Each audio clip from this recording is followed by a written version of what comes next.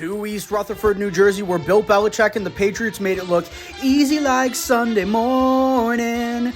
On Sunday afternoon, as the D forces Zach Wilson into 4 interceptions. Pats 25, Jets 6. I do think that'll create for some great tension and drama in the beginning, but in the end, I still think that Fury's boxing ability will be enough, and I think he gets it done by decision. Let's take a live look into the Bills' locker room after Sunday's game. We are the best team to ever play on this field. Yeah, I think I got my swagger back. Oh! Look, I've said it before and I'll say it again. Although MMA may be more consistent, there's nothing quite like the spectacle of a big boxing fight.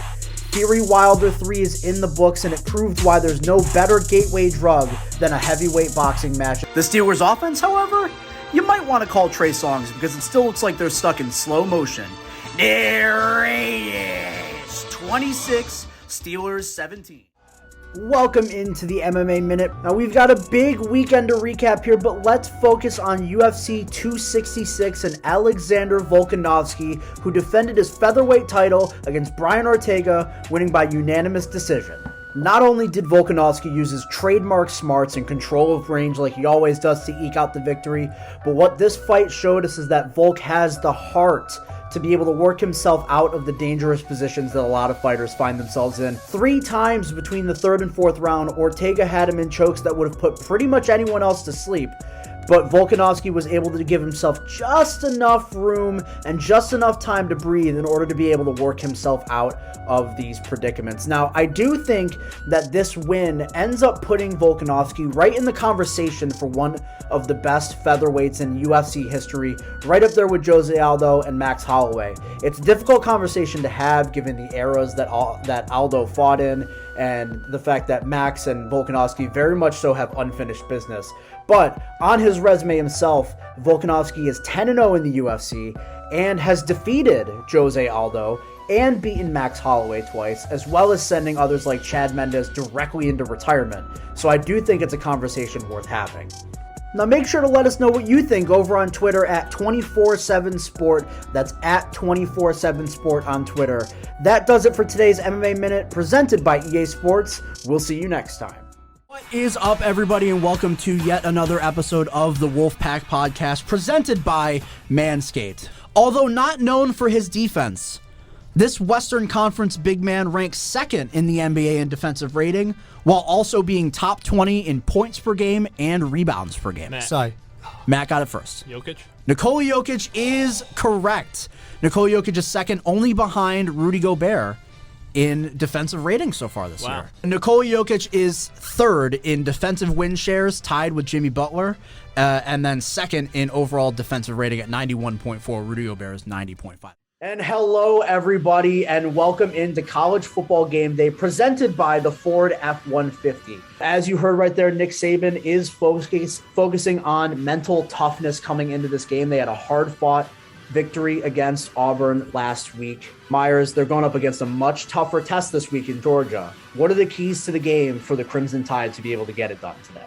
Bama's got a shot in this one, but that's a big if because Georgia, like I said, has a stout run defense, has a stout pass rush, and they're a defense that has not been taken lightly this season. They have been historic, to say the least. Right, and Georgia has had a little bit of quarterback shuffling as well between JT Daniels and Stetson Bennett. Both of them have thrown 100 passes on the season so far. Now, the Georgia quarterbacks have combined for just under 3,000 yards on the year, 30 touchdowns and 10 interceptions. So again, similar to what we were talking about with the Michigan-Iowa game, it's going to be a game where Georgia is going to want to control the clock. They want to slow things down and focus on their defense getting just enough stops to be able to control Alabama's offense and the likely Heisman winner in Bryce Young. All right, thank you guys. We are back here in the studio. And before we head to break, I just want to talk about this game is a little interesting here because it's not your typical Big 12 football game. As they mentioned, Baylor's only allowed more than 20 points 3 times in a game so far this year. And Oklahoma State has done the same. They've only allowed more than 20 points 4 times on the season in their 12 games so far. Myers, what are we looking at for this different look here in the Big 12? Is it going to be shifting once Oklahoma and Texas leave in a couple of years?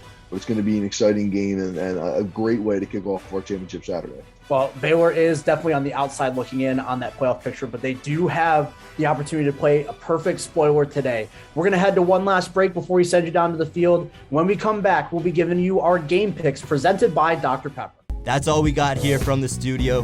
Huge thanks to the Wheel of Bets for coming out. Bet responsibly, and back to Zack and the Wolfpack in the studio. Thanks, guys. And as you see right there, Pat is taking the Browns, Rob is taking the Pats, and we're going to go with our game picks presented by the Ford F-150, 10-time winner of the Motor Trend Truck of the Year. I'll start with my pick here. I think it's going to be a bit of a strange game. We've already talked about things that might be affecting the teams on both sides of the ball. So I'm going to take what could be a little bit of a scoregami here. We're going to have to check with our research team on that one. But I'm going to go Patriots 22-19. All right, that does it for Sunday NFL pregame here on the Wolfpack Sports Network.